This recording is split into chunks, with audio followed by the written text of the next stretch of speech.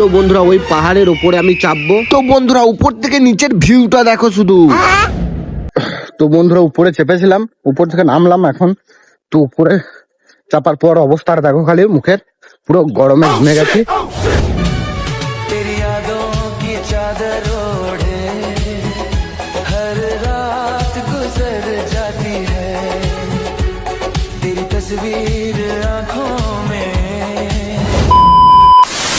তো বন্ধুরা আমি তোমাদেরকে বলে দিই, আমি যে ট্যুরটা এসেছি সেই ট্যুরটা অর্গানাইজ করেছে ট্রাইটন পেন। আচ্ছা, তো চলো তোমাদেরকে শুরু থেকে দেখাই। তো বন্ধুরা আমি চলে এসেছিলাম কোম্পানির এজেন্টের বাড়ির সামনে, আর এখন ঘড়িতে বাজছিল রাত্রি 8টা নাগাদ।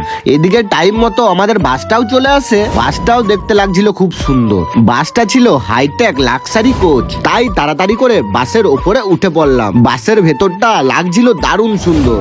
এদিকে আমার চেনা জানা কিছু বন্ধুও ছিল, তারাও যাচ্ছিল এই বাস। একটা ফাঁকা সিট দেখে আমি সিটের মধ্যে বসে পড়লাম এবং সিটে বসে বসে আমি বাসটিকে ভালো করে দেখছিলাম। বাসের ভিতরের ডিজাইনটা ছিল দারুণ সুন্দর, আমার তো দারুণ লেগেছে।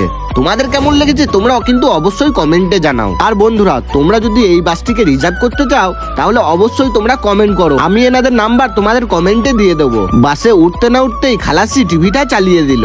আমি তোমাদের বাসের কিছু সিনেমেটিক শর্টস দেখিয়ে দিই।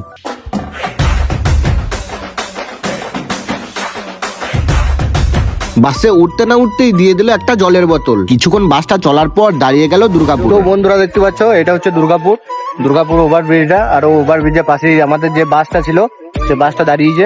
আমরা কিছুক্ষণ অল্প রেস্ট করবো এখানে, তারপর আবার বাসটা ছাড়া হবে। তো চলো এরপর বাসে উঠবো। আবার কিছুক্ষণ বাসটা চলার পর আমরা পৌঁছে গেলাম দুর্গাপুর ব্যারেজ পার করে তারামা ধাবাতে। এই যে 407 গাড়িটা তোমরা দেখতে পাচ্ছ, এটা হচ্ছে আমাদের রান্নার গাড়ি। এই গাড়িটা 2-3 ঘন্টা আগে গিয়ে আমাদের জন্য রান্না করেছিল এবং এই গাড়িটাও আমাদের সঙ্গেই যাবে। আর এই হোটেলটা করেছিল বুক শুধু বসে খাওয়ার জন্য। এদিকে রাত্রে খাবারের টাইমও হয়ে গেছিল, তাই আমরা সবাই মিলে খেতে বসে পড়লাম। খাবারে ছিল ফ্রাইড রাইস, আলুর দম আর ডবল ডিমের কারি। খাওয়া দাওয়া কমপ্লিট করে চলে এলাম বাসে ঘুমাবো বলে। দেখলাম কিছু লোক বাসে এমন ভাবে ঘুমাচ্ছে